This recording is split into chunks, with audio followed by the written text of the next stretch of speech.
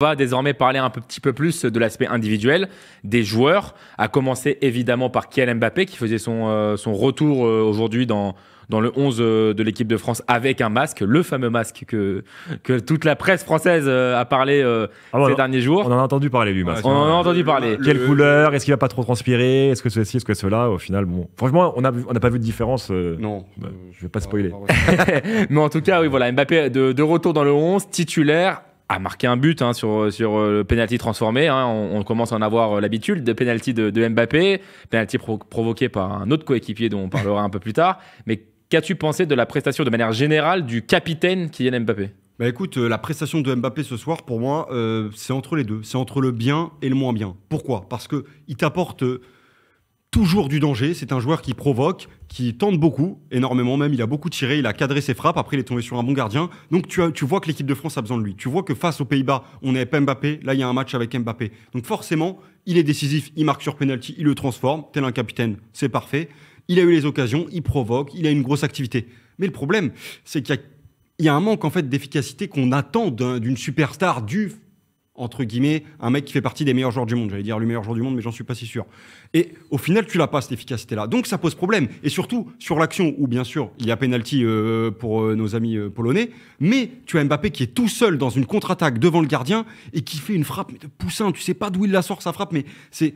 Et en fait, ces petites actions qui viennent dans le match, elles viennent ternir son match. Pourtant, j'aurais pu dire qu'il a fait un très bon match ou un vrai bon match. Mais au final, je suis plutôt mitigé. Mais je vais pas dire qu'il est mauvais, parce que c'est le seul qui peut marquer et c'est le seul qui apporte du danger. Mais je vais pas dire qu'il est bon. Donc pour moi, c'est un match mitigé pour Kylian Mbappé ce soir, même si ça reste, on le voit, le seul joueur offensif français capable d'amener du danger tout le temps et de marquer tout simplement. Tu t'attends à plus, toi, tu t'attendais à plus pour son retour ? Pour moi, il y a deux problèmes majeurs et Chacha l'a un peu dit déjà sur l'efficacité. On a toujours survendu Mbappé ultra efficace face au but. Moi, j'ai jamais vu ça. J'ai toujours pensé qu'il avait besoin de 5 ou 6 occasions pour mettre une au fond. Évidemment, il y a des matchs où ça rentre un peu plus, mais globalement, pour moi, il a besoin de mettre 3, 4, 5 grosses occasions pour en mettre un ou deux. Donc déjà, c'est un premier problème, parce qu'il en faut des occasions. Deuxième problème, pour moi, et là, il est plus, on va dire, tactique, c'est que son positionnement sur le terrain, pour moi, vient contrarier l'ailier gauche. Ce soir, c'est Barcola, parce qu'il est toujours dans sa zone. Il se met toujours en retrait sur les occasions, sur les débordements de Barcola. Il n'y a personne qui plonge dans l'axe, donc ça oblige Rabiot ou Kanté à faire l'appel que le numéro 9 devrait faire. On le voit très peu à droite sur la soirée. On l'a vu 2-3 fois seulement côté droit. Il vient jamais donner son aide à Dembélé, comme il peut le faire à côté de Barcola. Donc le gars joue sur une zone de 10 mètres carrés, à moitié arrêté tout le temps, et pour faire la même chose, à savoir une frappe enroulée, deuxième poteau, que le gardien polonais a vu venir 100 mètres à l'avance, où il fait un bel arrêt, l'autre elle passe à côté. Donc le gars joue sur une zone super réduite sur le terrain, n'est pas dans la surface, et donc après on va dire ouais, il faut un exploit d'Mbappé. Bah oui, parce que c'est lui qui se met dans des conditions de devoir faire un exploit personnel. S'il faisait juste l'appel dans la surface de temps en temps, s'il surgissait au premier poteau de temps en temps, peut-être que là on aurait mis 2-3 buts ce soir. Donc moi, il y a vraiment l'efficacité et le positionnement sur le terrain, pour moi, amène beaucoup plus de problèmes qu'il n'en résout pour l'équipe de France. Mais sur l'aspect tactique, en équipe de France, on peut rejoindre ce côté-là s'il y a d'autres joueurs. Mais là, ce soir, les 3 devant, ce sont les 3 du PSG cette saison. Ouais. Oui, un PSG qui a réalisé quand même une très bonne saison. Et t'as eu l'impression qu'ils se connaissaient, les 3 de devant ? Bah non, justement. Voilà. Mais est-ce que les 3 de devant du PSG, entre guillemets, combien de grands matchs ces 3-là ont fait cette saison ? En même temps, pas beaucoup. Pas beaucoup, voilà. De manière alternative, ouais. Tu vois. Alternative. En fait, il y a eu souvent des trucs où, tiens, il y a un match où c'était Ramos le titulaire, et là, il y a un gros match, là, il y a eu Asensio ou quoi. Et en fait, les 3 en même temps, ils n'ont pas fait une saison complète tous les 3 où ils ont écrasé le championnat, la Ligue des Champions. Parce que d'ailleurs, tu le vois au niveau des statistiques de 2 d'entre eux. En fait, c'était pas si fou que ça au niveau du résultat. Et là, ce qu'on attendait ce soir, c'est pas des beaux gestes. On voulait du but pour finir premier. On l'a pas eu.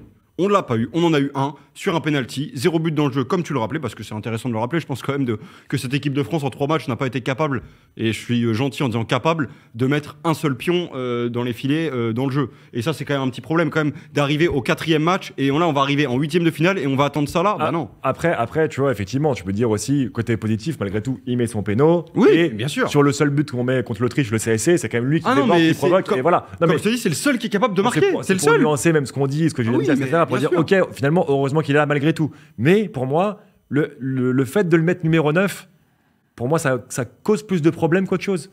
Ça enlève un poste à Thuram, à Giroud, voire même à Colomboigny. Ça vient embêter le mec à gauche qui doit déborder parce qu'il est toujours dans ses pattes. Et d'ailleurs, l'action, là où il se gêne à moitié, c'est Barcola qui déborde. Et lui, il arrive comme ça, il vient gratter son débordement pour mettre sa frappe et Barcola le gêne. il est toujours dans la même zone. Il est jamais dans la zone où il devrait être pour moi. Surtout que, en plus, ses qualités athlétiques de vitesse, on les voit quasiment plus.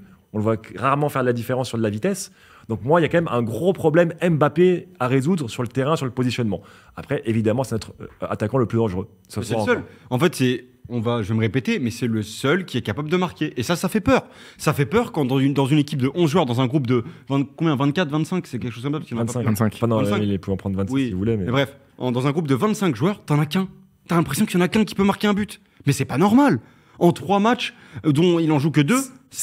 Finalement, tu vois, le reproche majeur que tu peux faire à Deschamps, c'est qu'est-ce qu'il a développé pendant les matchs précédents pour créer quelque chose d'autre qu'une Mbappé dépendance pour marquer. Tu vois ce que je veux dire ? Ouais. Pourquoi tu fais pas confiance à un duo, je sais pas, Thuram Colomani ? Je dis pas que ça marcherait, tu vois, mais le plan B n'existe pas. Et après, les pauvres, tout le monde tombe sur Thuram quand il est titulaire dans l'axe, etc. Avec encore ce problème d'Mbappé qui traîne, on sait pas vraiment où, tu vois.